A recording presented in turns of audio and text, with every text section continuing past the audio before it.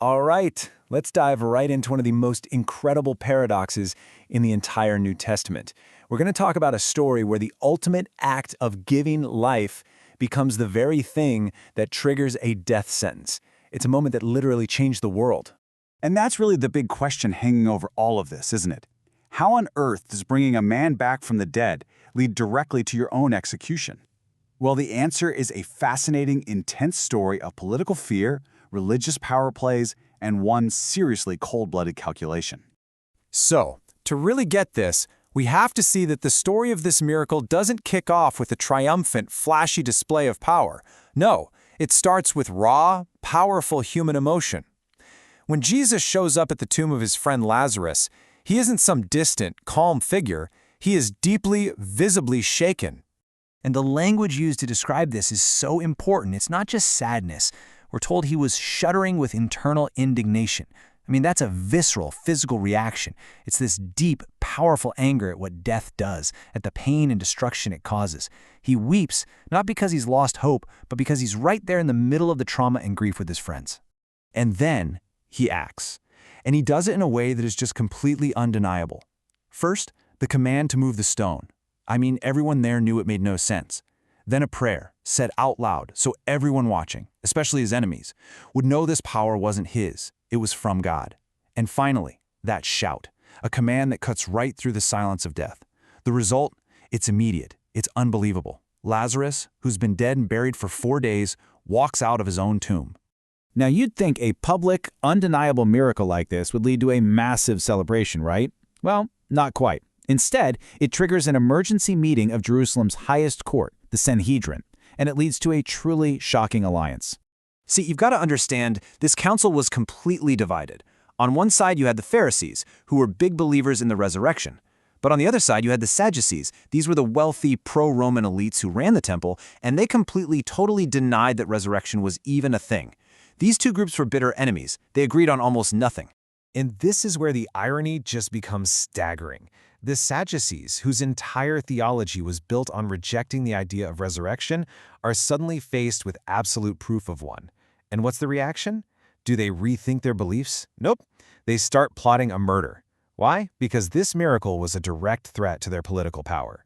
So their fear was 100% political. Think about it. Passover is just around the corner, and Jerusalem is basically a powder keg of tension. They are absolutely terrified that this miracle is going to make the crowds go wild and try to crown Jesus as king. That would spark a revolt which would bring the entire Roman army down on them, crushing their nation and destroying their temple.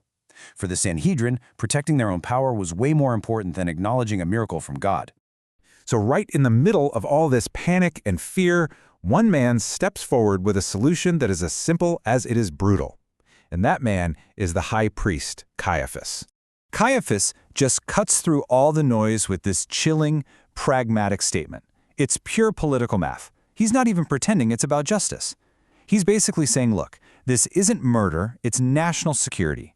It's better that we sacrifice this one guy to save ourselves and our relationship with Rome.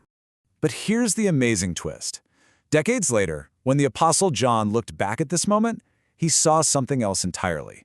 He realized that hidden inside Caiaphas's cynical political plan, there was actually a divine prophecy.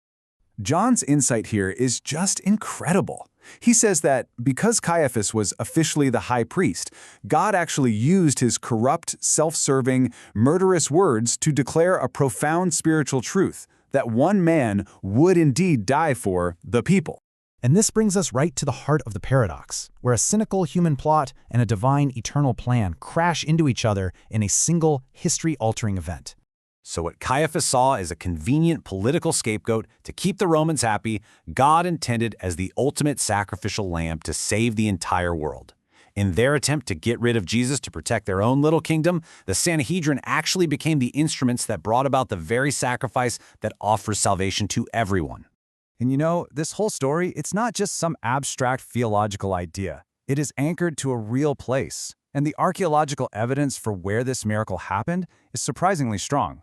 The ancient village of Bethany, where this all went down, is still there today. It's now called Al-Azariah. And get this, the name itself is a living piece of evidence. In Arabic, Al-Azariah literally means the place of Lazarus. The memory of this event is baked right into the name of the town. And we can see that this spot has been considered sacred for a very, very long time. For over 1,600 years, there's been a continuous chain of churches built, destroyed, and then rebuilt right here, starting with a Byzantine church way back in the 4th century, all the way to the modern church that stands there today. And it's not just tradition. When archaeologists excavated here in the 1950s, what did they find? 1st century tombs, cut right into the rock, exactly matching the burial practices from the time of Jesus. Even today, you can go there, walk down those 24 stone steps into a small antechamber, and peer into the inner burial chamber. The evidence is literally etched in stone. All of which leaves us with one final and kind of uncomfortable question. The Sanhedrin was so obsessed with protecting its own power, its own institution, that it was completely blind to the life-changing miracle happening right in front of its eyes. It's a timeless warning, and it forces us to ask ourselves, when does our desire to protect an institution, any institution, actually stop us from seeing the truth?